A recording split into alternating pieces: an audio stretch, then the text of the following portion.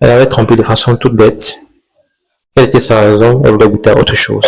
Voilà sa raison. Je ne dis pas que toutes les femmes vierges avant le mariage font comme elle, mais cela fait comprendre que parfois, psychologiquement, incontestement, on peut dire, ok, ne faites pas ça et ça, mais après, les personnes qui n'ont pas fait vont vouloir comme se rattraper et se dire, ah, mais si je suis dans le mariage, il faut que je goûte ailleurs. Il faut que je goûte ailleurs. Oh, ça, c'est très dangereux, car c'est ce qui détruit le mariage. Beaucoup de personnes se demandent des hommes et des femmes qui aiment le sexe plus que l'autre. Malheureusement, sur les réseaux sociaux, il y a trop de fausses informations qui pilulent sur le sujet.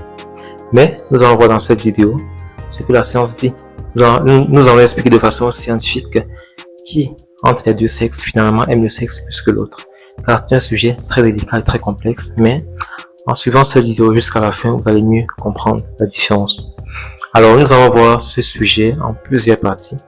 La première partie sera ce que montrent les données. Par la suite, nous allons voir la biologie, la psychologie et le contexte. Première partie, que montrent les données sur ce sujet.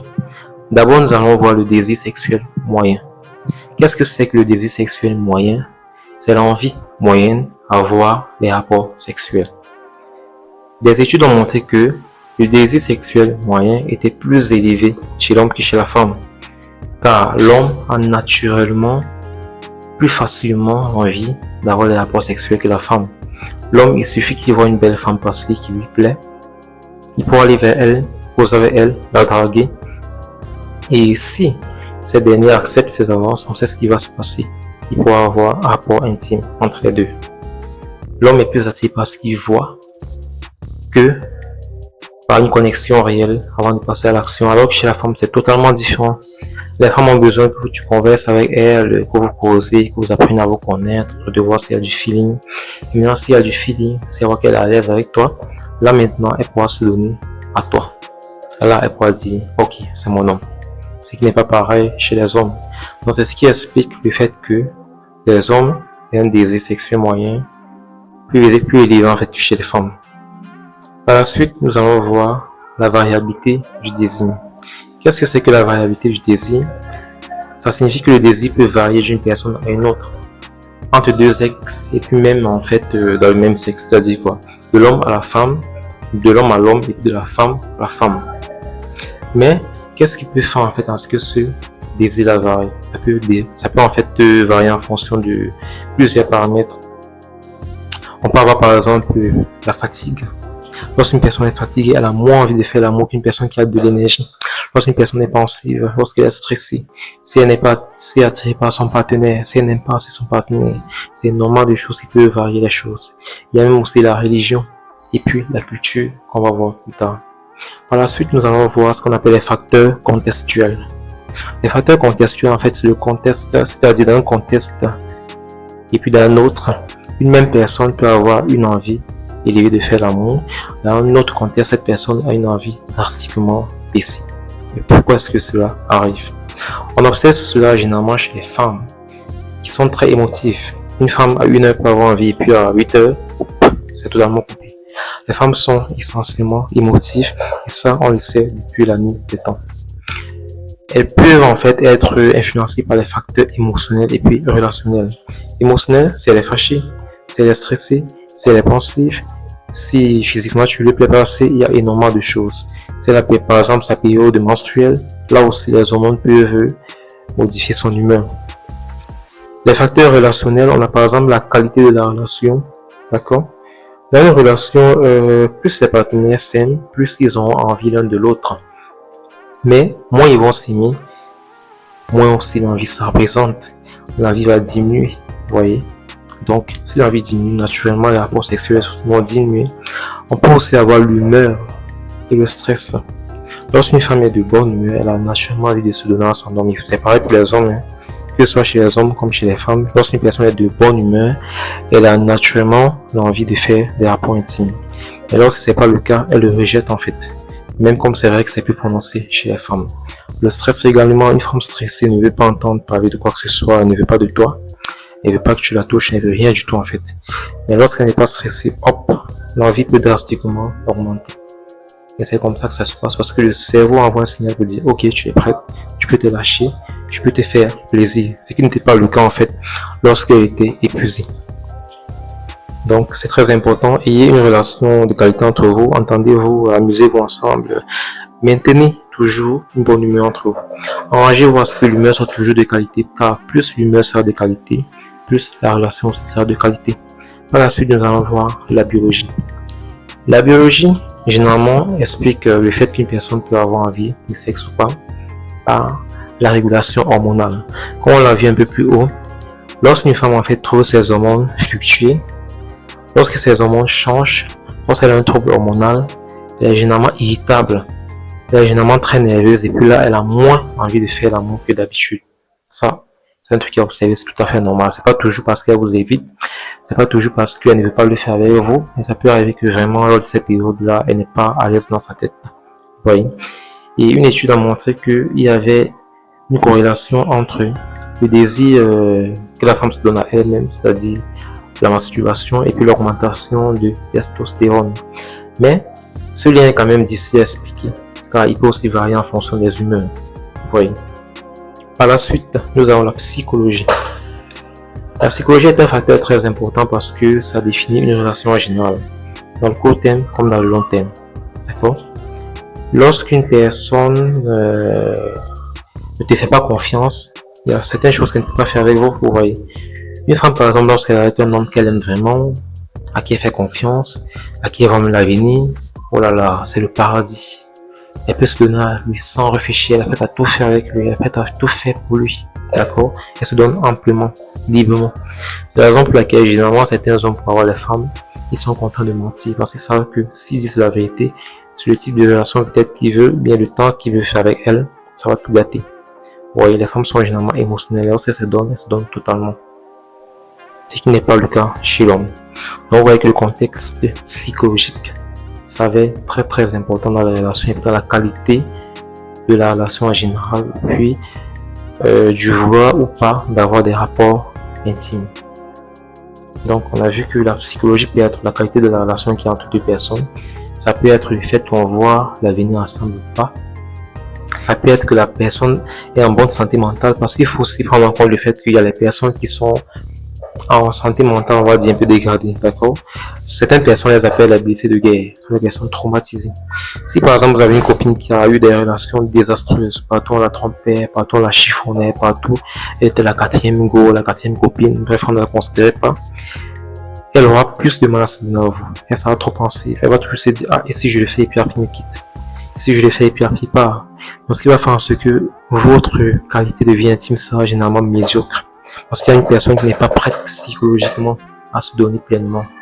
Parce que ce sont les choses qu'on ressent, vous voyez. Naturellement, lorsqu'une personne n'est pas prête à se donner à vous, vous sentez que la personne se retient. Elle-même, elle sait qu'elle se retient. Puis là, ça ternit profondément, en fait, la qualité des rapports intimes et la qualité de la relation en général. C'est pour ça qu'il est très important de parler profondément avec quelqu'un pour savoir quel type de personne elle est, pour savoir si la personne n'a pas trop de blessures intérieures. Enfin, vous saurez si vous pouvez la guérir, si vous voulez ça. Voilà, si tout simplement la relation ne vous arrange pas, car ça va vous perdre du temps. Et puis, généralement, c'est des personnes qui, si elles ne se soignent pas elles-mêmes, c'est compliqué en fait. Après, c'est compliqué pour le partenaire parce que ce partenaire risque de porter leurs blessures et par la suite, lui aussi, bien elle aussi, devenir une personne négative. Je dis lui, bien elle, parce que ça pousse à aux hommes. Il y a les hommes, par exemple, qui pensent que toutes les femmes sont mauvaises, toutes les femmes sont méchantes, ça ne vient pas de nulle part, ça vient de quelque part. Ça vient du fait qu'ils ont été énormément déçus et blessés par beaucoup de femmes dans le passé. D'accord? Cela ne justifie rien, mais c'est une réalité. Donc c'est très important, protégez-vous. Évitez les relations, on va vous blesser car à la suite, ça sera mauvais pour vous et puis pour vos prochains partenaires. Ce qui n'est pas l'idéal. Vous voyez, vous allez ruiner vos futures relations juste parce qu'une personne vous a blessé ou bien des personnes vous ont blessé dans le passé, ce qui n'est pas bien. À la suite, nous avons le contexte. Le contexte est très important aussi car le contexte, par exemple, dans lequel quelqu'un a grandi, la religion de la personne, les croyances de la personne influent beaucoup sur la qualité de sa vie intime, sur le niveau de sa vie intime, d'accord? Si on prend par exemple deux personnes, un exemple, une personne musulmane, croyante, pratiquante, à qui on a dit par exemple, ok, tu n'as des rapports sexuels que après le mariage, avec ton mariage, tu ne dois rien faire avant. Elle aura généralement tendance à beaucoup se retenir, même si elle a envie, elle ne le fait pas. Parce qu'on lui a dit que tu dois attendre après le mariage pour pouvoir le faire. Ce qui n'est pas en soi une mauvaise chose, vous voyez, c'est la culture des gens et puis on le respecte. Donc, elle va beaucoup se retenir et puis son partenaire va le constater qu'elle ne veut pas parce qu'elle a certaines barrières. Mais de l'autre côté, s'il y a une personne lambda, peut-être qui n'est pas croyante et tout, j'ai pris le cas musulman au hasard, ça ne veut pas dire que les musulmans sont mieux que les chrétiens et vice-versa, non, pas du tout. Toute religion est bien, j'accepte tout le monde, je supporte tout le monde c'est mon ami. Donc, comme je disais tantôt, si on prend une deuxième personne qui n'est pas croyante, qui s'en fout, qui vit sa vie comme ça, pour elle, avoir des rapports sexuels, si elle veut, quand elle veut, c'est tout à fait normal, elle n'a pas de pression, elle ne se prend pas la tête. Elle se dit pas que non, je vais d'abord me marier et tout. Généralement, ce sont des femmes qui se donnent plus, qui explorent plus la sexualité, voilà, et puis la partenaire le remarque. Bon, là, on va pas dire que l'une des deux personnes est bien ou bien mauvaise, on n'est pas du tout logique qui que ce soit. Quand je se fait comprendre, c'est que, contextuellement, la manière dont tu as été éduqué, ce à quoi tu as été habitué peut faire en sorte que tu te donnes plus facilement au sexe, tu sois plus ouverte à la sexualité ou bien tu sois trop fermé. Mais il y a aussi un danger, c'est que malheureusement, certaines personnes qui ont été habituées au fait qu'il ne faut pas se donner tout ça, même dans leur mariage, continuent. Et ça, c'est très dangereux. Parce que si même dans le mariage, il faut continuer à, comme certains disent, fermer, ne pas ouvrir, trop se retenir, ça crée des problèmes à long terme. Il n'y aura pas assez de vivacité dans le mariage, tout sera plat, ça sera ennuyeux, et puis l'un des deux partenaires se partira ailleurs, parce que son partenaire ne veut pas se donner. Ce qui est triste. Tu peux le faire avant ton mariage, c'est ta religion, c'est ta tradition, ta culture, peu importe. Mais une fois que tu es dans le mariage quand même, en principe, il faudrait se donner amplement à son partenaire, ouvertement, il faudrait bien à son partenaire, tout ça là. Si vous êtes d'accord, dites-le en commentaire. Si vous n'êtes pas d'accord, donnez votre avis compte. C'est un sujet très important où la vie de tout un chacun compte quand on apprend, on se cultive et puis on échange. D'accord? Donc, par la suite, c'est aussi dangereux parce que j'ai eu un patient qui m'avait dit, il a une femme, il a épousé sa femme vierge, puis bien, elle travaille bien et tout, mais elle avait trompé de façon toute bête. Quelle était sa raison? Elle voulait goûter à autre chose. Voilà sa raison. Je ne dis pas que toutes les femmes vierges avant le mariage font comme elle, mais cela fait comprendre que parfois, psychologiquement, bien contextuellement, on peut dire, ok, ne faites pas ça et ça, mais après, les personnes qui n'ont pas fait vont vouloir comme ça rattraper et se dire, ah, mais si je suis dans le mariage, il faut que je goûte ailleurs. Il faut que je goûte ailleurs. Oh, ça, c'est très dangereux. Car c'est ce qui détruit le mariage. Vous avez suivi des histoires où un homme prend bien soin de sa femme, souvent les célébrités ou bien, je sais plus trop, la truc dont on parle souvent à la télé. Il est bien avec elle, il prend soin d'elle, il lui donne de l'argent, mais pas le tromper avec le dernier moins que rien. Ça peut être son chauffeur, ça peut être un va-nu-pied du quartier. Bon, c'est vrai que c'est pas bien, on ne les juge pas. Et puis on ne les supporte pas aussi, c'est pas du tout bien, mais souvent quand quelque chose arrive, il faut se poser des questions. Il faut se demander pourquoi est-ce que ça arrive, d'accord? Certes, on condamne, certes, c'est pas bien, mais il faut se demander pourquoi est-ce que ça arrive. Selon vous, pourquoi est-ce que ça arrive? Dites-nous en commentaire. Dans 10 secondes, je vais donner mon avis. Dites-nous en commentaire.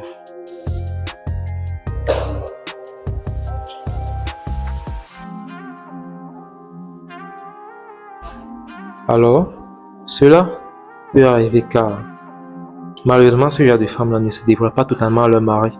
Parfois, elles veulent se jouer la scène, puisqu'on l'a habituée à être sainte.